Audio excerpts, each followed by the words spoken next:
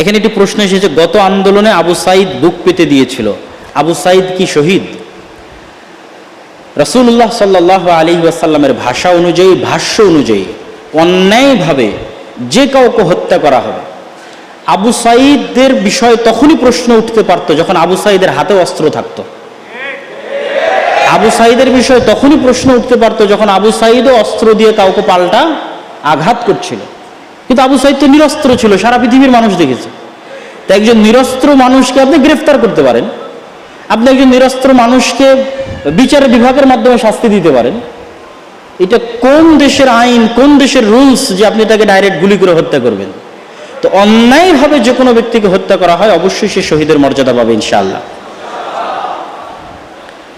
শায়েখ, মৃত ব্যক্তিকে কেন্দ্র করে মৃত ব্যক্তির পরিবারের পক্ষ থেকে যে খাবারের আয়োজন করা হয় তা কিসের অন্তর্ভুক্ত হবে?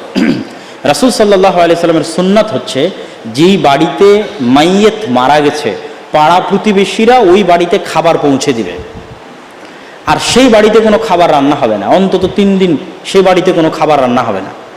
পাড়া প্রতিবেশীরা সেই বাড়িতে খাবার পৌঁছে দেবে। কিন্তু এটা আল্লাহ রাসূলের আদেশ, হাদিস। আপনি যদি আজকে যাওয়ার সময় বই পান, তাহলে রাসূল সাল্লাল্লাহু আলাইহি ওয়াসাল্লামের সালাত বইয়ে অথবা মুমূর্ষু থেকে কবর পর্যন্ত বই, সে বইয়ে পাবেন এই হাদিস দেওয়া আছে। আমরা সেটিকে উল্টিয়ে নিয়ে কি তৈরি করলাম? যেই বাড়িতে মৃত ব্যক্তি মারা গেছে সেই বাড়িকে খাবারের নামে আনন্দের উৎসবের জায়গা পরিণত করা হবে। যে গরু জবাই হচ্ছে, খাসি জবাই হচ্ছে, মানুষ আনন্দের সাথে সেখানে এসে খাচ্ছে, অথচ মানুষের সেখানে কষ্ট পাওয়া উচিত। তাদেরকে তাজিয়া, তাদের শোকে শোকিত হওয়ার কথা, শোক সন্তপ্ত হওয়ার কথা, শোক প্রকাশ করার কথা, সেটি না করে তারাও আনন্দের মাধ্যম হিসেবে খাবারকে গ্রহণ করছে, আমরাও গ্রহণ করছি। তো একটি মৃত বাড়িতে আনন্দের যে সিম্বল, সেই সিম্বলগুলো থাকুক, এটা লজিক্যাল নয়। খাবার আনন্দের সিম্বল, বিশাল খাবারের আয়োজন, এটা আনন্দের প্রতীক। বিয়ে বাড়িতে বিশাল খাবারের আয়োজন হয়, এই বাড়িতে তো মানুষ মারা গেছে, সেখানে আনন্দের প্রতীক কি করতেছে? এটা অযৌক্তিক। আমি কিভাবে আমার ব্যক্তিগত জীবনে এবং আমার পেশাগত জীবনে সফলতা অর্জন করতে পারি? এমন কোনো আমল আছে কি যেটির দ্বারা আমি নিজের প্রতি বিশ্বাস ধরে রাখতে পারবো? নিয়মিত 5 ওয়াক্ত সালাত জামাতের সাথে আদায় করা। নিয়মিত 5 ওয়াক্ত সালাত জামাতের সাথে আদায় করলে আপনার অন্তরের উপর আপনার কন্ট্রোল ক্ষমতা প্রতিষ্ঠিত হয়। ড্যাফোডিল বিশ্ববিদ্যালয়ের বক্তব্যে শয়তানের যে আলোচনা, সেখানে স্পষ্টভাবে আমি বিস্তারিত তুলে ধরেছি যে আপনার অন্তর কিভাবে আপনার কন্ট্রোলে আসে।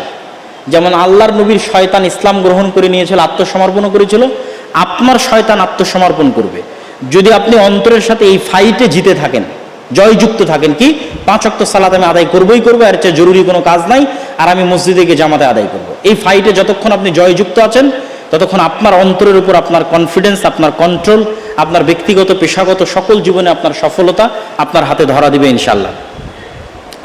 খেলাফত ও শরীয়ত বাস্তবায়নের পথ পদ্ধতি কি? খেলাফত এবং শরীয়ত বাস্তবায়নের জন্য সুযোগ তৈরি করবে আল্লাহ, আর চেষ্টা আমাদের। তো আমাদের চেষ্টার যে পয়েন্টগুলো আজকে তুলে ধরেছি, সে পয়েন্টগুলোই। আপনি গণতন্ত্র দিয়ে পারবেন না। 100 বছর মুসলমানেরা চেষ্টা করেছে গণতন্ত্র দিয়ে ইসলামী খেলাফা প্রতিষ্ঠা করতে, আলজেরিয়া, মিশর, পাকিস্তান, অসংখ্য জায়গায়, কোথাও সফল হয়নি। আর একটা তন্ত্রের জন্য 100 বছর যথেষ্ট। তাহলে আপনাকে কি করতে হবে? শক্তিশালী প্রতিষ্ঠান তৈরি করতে হবে, ব্যাপক দাওয়াতি কাজ করতে হবে। শক্তিশালী প্রতিষ্ঠান আর ব্যাপক দাওয়াতি কাজ, এরকম 5 আগস্ট প্রতি 15-20 বছর পর পর আপনি চান্স পাবেন, আসবে। আবারও 15-20 বছর পর এই সিস্টেম যদি থাকে, এটা জালেম সিস্টেম, এই জালেম সিস্টেম আবার জালেম তৈরি করবে, আবার স্বৈরাচার তৈরি করবে, আবার আপনার জন্য সুযোগ আসবে। এই 5 আগস্টের সুযোগ আপনারা হারিয়ে ফেলেছেন এই 2টা না থাকার কারণে। তাহলে এই 2টার পিছনে ইনভেস্ট করেন, আবার যখন এরকম 5 আগস্ট আসবে, আল্লাহ সুযোগ তৈরি করে দিবে, তখন আপনাদের জন্য সুযোগ তৈরি হবে। সুযোগ তৈরি হলে কাজে লাগানোর সক্ষমতা থাকতে হবে, সেই সক্ষমতাটা তো আমাদের নাই। এটা তো এই 5 আগস্ট আমাদের চোখে আঙ্গুল দিয়ে দেখিয়ে দিল যে এই সক্ষমতা আমাদের নাই।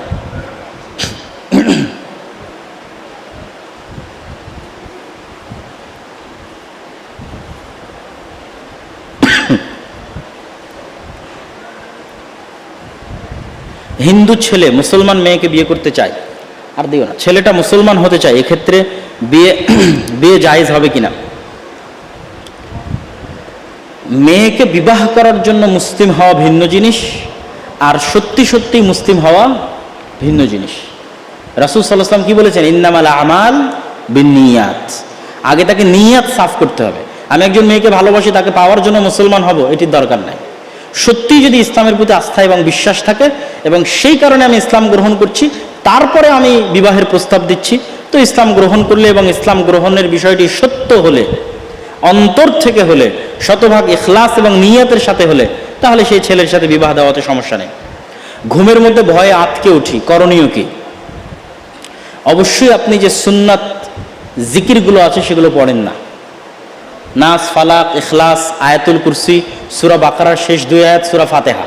আবার বলি, নাস, সূরাতুন নাস, কুল আউযু বিরাব্বিন নাস, সূরাতুল ফালাক, কুল আউযু বিরাব্বিল ফালাক, সূরাতুল ইখলাস, কুল হুয়াল্লাহু আহাদ, সূরা ফাতিহা, আলহামদুলিল্লাহি রাব্বিল আলামিন, আয়াতুল কুরসি, আল্লাহু লা ইলাহা ইল্লা হুয়াল হাইয়ুল কাইয়্যুম, সূরা বাকারার শেষ 2 আয়াত, আমানার রাসূল। এই বিষয়গুলো যদি আপনি প্রতিদিন সকাল সন্ধ্যায় আপনার বাড়িতে, আপনার জীবনে আমলে রাখেন, তাহলে সেই বাড়িতে এবং আপনার জীবনে শয়তানের অস্তিত্ব থাকবে না। আপনি ঘুমানোর সময় হাতে হালকা থুতু ছিটিয়ে পুরো শরীরে মেখে নেবেন, ইনশাআল্লাহ শয়তান থেকে আপনি মুক্ত অবস্থায় থাকবেন এবং ঘুমানোর দোয়া পড়ে ঘুমাবেন।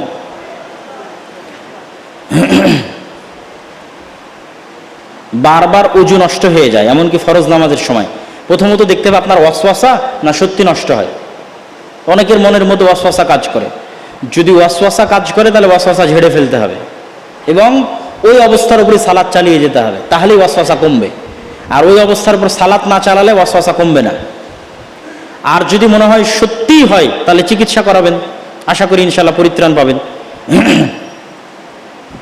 বিয়ে হবার অনেক দিন হয়ে গেছে, কিন্তু আমি নিঃসন্তান। সন্তান আসার জন্য কি করতে পারি? কোনো নির্দিষ্ট আমল আছে কিনা? দোয়াই তো নির্দিষ্ট আমল। আল্লাহ সুবহানাহু ওয়া তাআলার নিকটে কায়ে মনোবাক্যে প্রার্থনা করা, চাওয়া, 2 রাকাত সালাত আদায় করে ক্রন্দন করা, আল্লাহর কাছে চাওয়া, এটিই তো নির্দিষ্ট আমল। কেননা ইন্নাল্লাহা আলা কুল্লি শাইইন কাদির, আল্লাহ সকল কিছুর উপর ক্ষমতাবান। আল্লাহ ইব্রাহিম আলাইহিস সালাতু ওয়াস সালামকে 80 বছর বয়সে সন্তান দিয়েছেন। জাকারিয়া আলাইহিস সালাতু ওয়াস সালামকে বার্ধক্যে, যখন তার স্ত্রী বন্ধ্যা, তখন জাকারিয়া আলাইহিস সালাতু ওয়াস সালামকে আল্লাহ সন্তান দিয়েছেন। মারিয়াম আলাইহিস সালাতু ওয়াস সালামকে আল্লাহ পিতৃবিহীন, স্বামীবিহীন অবস্থায় সন্তান দিয়েছেন। আদম আলাইহিস সালাতু ওয়াস সালামকে আল্লাহ পিতা এবং মাতাবিহীন অবস্থায় সৃষ্টি করেছেন।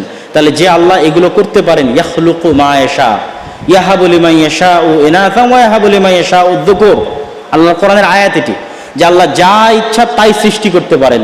আল্লাহ যাকে ইচ্ছা তাকে কন্যা সন্তান দান করেন, যাকে ইচ্ছা তাকে পুরুষ সন্তান দান করেন। তাহলে এটার ক্ষমতা কার কাছে? আল্লাহর কাছে। আর আল্লাহর কাছে পেতে হলে কি করতে হবে? দোয়া। আপনার দোয়া কত কায়মনো বাক্যে হচ্ছে, কত নত অবস্থায় হচ্ছে, কত ক্রন্দনরত অবস্থায় হচ্ছে, সেটির উপর নির্ভর করবে আল্লাহ সুবহানাহু ওয়া তাআলা এটিকে কবুল করা। নামাজ পড়ার সময় সাংসারিক চিন্তা মাথায় আসে, এ বিষয়ে করণীয় কি? আমি সব সুন্নাত সহ রোজা পর্দা করি, কিন্তু নামাজ পড়তে গেলেই অমনোযোগী হয়ে যায়। সালাতের ক্ষেত্রে অমনোযোগিতা দূর করার 1 নম্বর বুদ্ধি হচ্ছে সালাতের প্রস্তুতি। বেশিরভাগ ক্ষেত্রে 90% মুসল্লি সালাতের প্রস্তুতি গ্রহণ করে না। সালাতের প্রস্তুতি আপনি গ্রহণ করছেন, এটি বুঝবেন কিভাবে? আজান দেওয়া মাত্রই সকল কাজ স্টপ।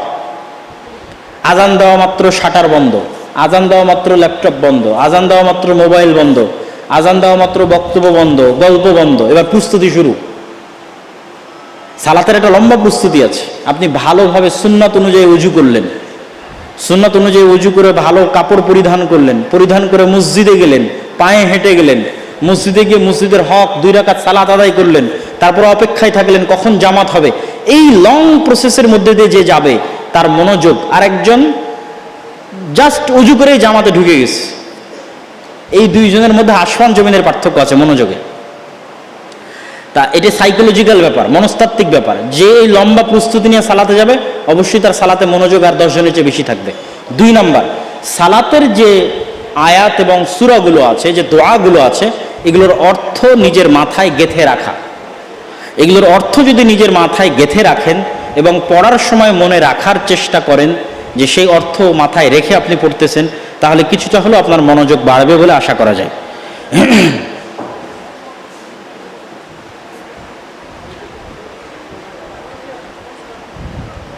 আত্মীয়তার সম্পর্ক ছিন্নকারী জান্নাতে যাবে না। কোনো আত্মীয় যদি কবর পূজা করে সেক্ষেত্রে আমি কি করব? আপনার বাবা, আপনি মুসলমান হয়ে গেছেন, আপনার বাবা মুশরিক মানে হিন্দু আছে আর আপনি মুসলমান হয়ে গেছেন, তারপরেও আল্লাহর নবীর আদেশ হচ্ছে দুনিয়াবি বিষয়ে ওই মুশরিক কাফের বাবার সাথে ভালো ব্যবহার করতে হবে। দ্বীনি বিষয়ে তার সাথে কোনো কথা নাই, কোনো ছাড় নাই, দ্বীনি বিষয়ে কোনো কম্প্রোমাইজ নাই, কিন্তু দুনিয়াবি কথাবার্তায়, আচার ব্যবহারে, উঠা বসায় বেদাতি বহুদূরের কথা। আপনি মুসলিম হয়েছেন, আপনার বাপ হিন্দু আছে, আপনার মা হিন্দু আছে, তখনও তার সাথে ভালো ব্যবহার করতে হবে। দুনিয়াবি বিষয়, এটি আল্লাহর আদেশ, এটি রাসূল সাল্লাল্লাহু আলাইহি ওয়াসাল্লামের আদেশ। আমি একজন দর্জি, জামা কাপড় বানাই, বানিয়ে দেওয়ার পর অতিরিক্ত কাপড় বেঁচে যায়। এই অতিরিক্ত কাপড় আপনি অবশ্যই যিনি যার পক্ষ থেকে বানিয়েছেন তাকে জানাবেন যে আপনার কাছে অতিরিক্ত কাপড় থেকে গেছে। যদি সে না নিতে চায় কোনো সমস্যা নাই, আপনার কাছে রাখতে পারেন। অথবা যদি এরকম হয় যে সবাই জানে যে এরকম অতিরিক্ত কাপড় হয় আর সবাই জানে যে অতিরিক্ত কাপড় আপনার কাছে থেকে যায়, তাহলে সবার জানার ভিত্তিতেও এটি কোনো সমস্যা নেই। আমি একজন এইচএসসি শিক্ষাবর্ষের শিক্ষার্থী, আমি একাডেমিক পড়াশোনার পাশাপাশি ইসলামী পড়াশোনা করতে চাই, কিভাবে আগাবো? সবার আগে কোরআন বিশুদ্ধ করতে হবে, কোরআন পড়তে পারতে হবে, এটা হচ্ছে 1 নাম্বার। এই জন্য আমরা দাওয়া ইলাল্লাহর পক্ষ থেকে দেশব্যাপী আমাদের মক্তব পরিচালনা, মক্তবের ট্রেনিং, যারাই ট্রেনিং নিতে যায় তাদের যাতায়াত খরচও আমরা বহন করি। এখন পর্যন্ত 400-র অধিক মক্তব, বগুড়ারও বহু মক্তব গেছে আমাদের জামিয়া সালাফিয়াতে ট্রেনিং নিতে। আমরা ট্রেনিং দেই এবং যাতায়াত খরচ, থাকা খাওয়া সব আমরা বহন করি। তো এই কোরআনের গ্রুপ স্টাডি চালু করতে হবে ছাত্রদের মধ্যে, স্কুল কলেজ সবগুলোতে কোরআনের গ্রুপ স্টাডি চালু করতে হবে, যে তারা কোরআন শিখবে, পড়া শিখবে। কোরআন যদি পড়া শিখা হয়ে যায় তারপরে কি? তারপরে সবার আগে লাগবে হচ্ছে আজকে যে আলোচনা করলাম তাওহীদ, শিরক, বিশ্বাস, ঈমান। ঈমানের যে 6টি পয়েন্ট আছে, এই 6টি পয়েন্টের উপর জ্ঞান অর্জন। তারপরে লাগবে ইসলামের যে 5টা বিষয় আছে, সেই 5টা বিষয়ের উপর জ্ঞান অর্জন। এইভাবে আস্তে আস্তে সামনের দিকে আগাতে থাকবে। পড়াশোনার সঠিক পদ্ধতি এবং তাতে মনোযোগ ধরে রাখার উপায় কি? পড়াশোনার আজকের যুগে পড়াশোনা কমে গেছে কেন? এই স্মার্ট যে ডিভাইসগুলো, ফোনগুলো, এগুলোর কারণেই তো আজকের যুগে পড়াশোনা কমে গেছে নাকি? এটাই তো সবচেয়ে বড় কারণ। যে যার পড়ার অভ্যাস নাই সেটা একদমই পড়ে না, যার হয়তো 10 ঘন্টা পড়ার অভ্যাস ছিল তারটা কমে 1-2 ঘন্টা হয়েছে। এই জন্য এই স্মার্টফোনের নেশা থেকে আগে বের হয়ে আসতে হবে। এবং এই স্মার্টফোনের নেশা থেকে বের হয়ে আসার জন্য অন্তত 2টা রুলস আজকে থেকে ফলো করা যায়। 1, ঘুমানোর আগে মোবাইল চালাবো না, ঘুম থেকে উঠে মোবাইল চালাবো না, ব্যাস। সারাদিন মোবাইল চালাবো, কিন্তু কখন চালাবো না? ঘুমানোর আগে চালাবো না, ঘুম থেকে উঠে চালাবো না। শুধু 2টা পয়েন্ট, যে আমি ঘুমানোর আগে অন্তত 1-1.5-2 ঘন্টা মোবাইল চালাবো না, আর ঘুম থেকে উঠে অন্তত 1-2 ঘন্টা মোবাইলে হাতেই দিব না। সারা রাত যখন মেসেজ দেখিনি আর 2 ঘন্টা মেসেজ না দেখলে সমস্যা আছে? কোনো সমস্যা নেই। সারা রাত যখন ফেসবুকের টাইম লাইন দেখা হয়নি আর 2 ঘন্টা না দেখলে সমস্যা নেই। এটাই আপনার প্রোডাক্টিভিটি লেভেল বাড়িয়ে দিবে। যখনই আপনি মোবাইল মুক্ত থাকবেন সকালবেলা, তখনই ব্রেনে কাজ আসবে। কি কাজ করব? ব্রেনে কাজ আসবে। আর সকালবেলা উঠেই যখন আপনি মোবাইল হাতে নেন তখনই তো ডিস্ট্রাকশন, মনোযোগ বিচ্ছিন্ন হয়ে গেল, আর সারাদিন আপনি এটা লাইনে তুলতে পারবেন না। অতএব মোবাইলের নেশা কমালে অন্তত ন্যূনতম প্রোডাক্টিভিটি বাড়বে এবং পড়াশোনার প্রতি মনোযোগ থাকবে। আর একটা ট্রিক্স বলে দিই পড়াশোনার মনোযোগ ধরে রাখার। পড়ার টেবিলে বসার চিন্তা রাখতে হবে, যে আমি মোবাইলও চালাবো কোথায় বসে? পড়ার টেবিলে বসে, বিছানায় না বা অন্য কোথাও না, পড়ার টেবিলে বসবো। মোবাইলও যদি চালাই পড়ার টেবিলে বসে। আর একটা মূলনীতি অবলম্বন করতে হবে, পড়ার টেবিলে ভ্যারাইটিস টাইপ অফ বুক, বিভিন্ন ধরনের বই রাখতে হবে। গল্পের বই থেকে শুরু করে কোরআন হাদিসের বই, একাডেমিক নিজের বই, ইতিহাসের বই, দৈনিক পত্রিকা, মাসিক পত্রিকা। এটা হচ্ছে খাবারের স্বাদ। একটা টেবিলে যখন বিভিন্ন ধরনের খাবার থাকে তখন কোনো না কোনো একটার প্রতি আপনার মনের টান তৈরি হতে পারে। আর যখন এক ধরনেরই বই পুস্তক থাকে তখন বিতৃষ্ণা হয়ে যায়। অন্তত পড়ি তো, যেটাই হোক পড়ি। পড়া তো কখনো ক্ষতিকর নয়, বরং আমি আশ্চর্য হই যে আমরা বলি যে আমরা উন্নত হয়েছে, যে বক্তব্য আমি গত বহুদিন যাবৎ দিতাম, ইদানিং দেওয়া হয়নি, যে আমরা বলি উন্নত হয়েছে। ইংল্যান্ডে গিয়ে দেখলাম ইংল্যান্ডের অমুসলিম বেপর্দা, তাদের হাতে বই, তারা ট্রেনে সফর করতেছে, বই পড়তেছে, বিমানে বই পড়তেছে। আপনি বাংলাদেশে ওই ইংল্যান্ড থেকে আসার পর ইংল্যান্ডে ওদের দেখে দেখে আমার অন্তরে তৈরি হতো যে আমিও সফর করা অবস্থায় বই হাতে নিয়ে যাব।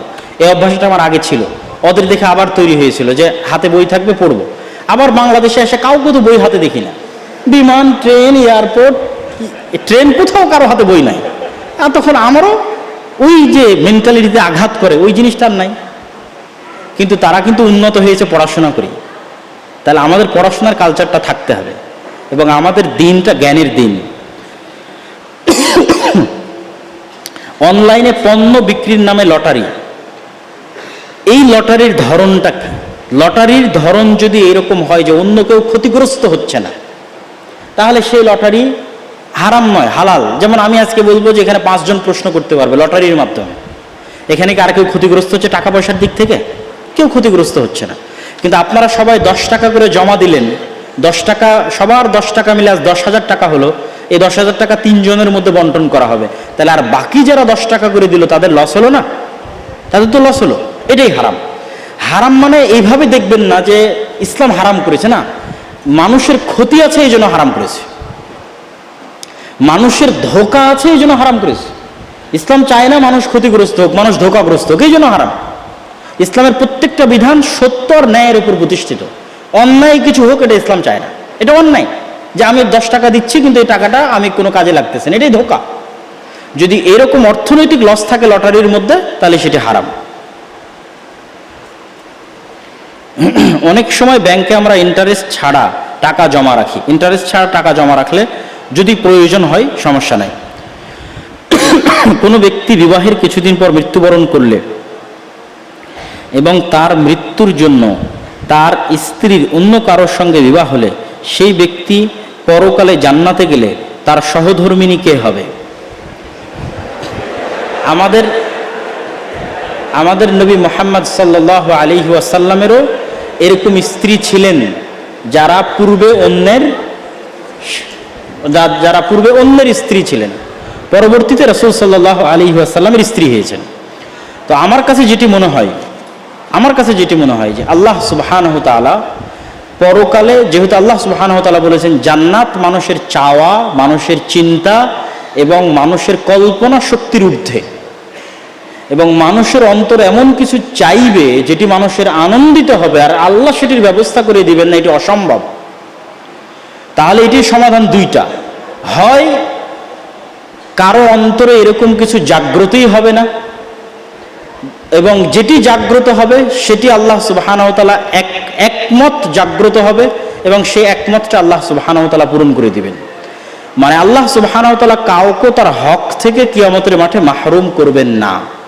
তবে লজিক্যালি যিনি সর্বশেষে তার স্বামী হিসেবে গণ্য হয়েছেন, লজিক্যালি তিনিই তার স্ত্রী হিসেবে মৃত্যুবরণ করতেছেন, সেহেতু কিয়ামতের মাঠে তিনিই তার স্ত্রী হিসেবে গণ্য হবেন বা জান্নাতে তার স্ত্রী হিসেবে গণ্য হবেন। যেহেতু দুনিয়াতেও যখন আমরা হিসাব করি তখন আমার আগে আরও 2-3টা স্ত্রী ছিল, তালাক দিয়ে দিয়েছি, এখন জীবদ্দশাতেই তো আমি তাকে আর আমার স্ত্রী বলতেছি না, বলতেছি না তো। ঠিক একজন মহিলা মানুষের স্বামী ছিল, স্বামী মারা গেছে, নতুন যখন কেউ স্বামী হচ্ছে বা স্বামী তালাক দিয়ে দিয়েছে তখন আগের জনকে তো আর আমরাই স্বামী বলতেছি না, লাস্ট যার সাথে সে জীবন পরিচালনা করতেছে তাকেই আমরা স্বামী বলতেছি। আল্লাহ সুবহানাহু ওয়া তাআলা এই বিষয়ে ভালো জানেন।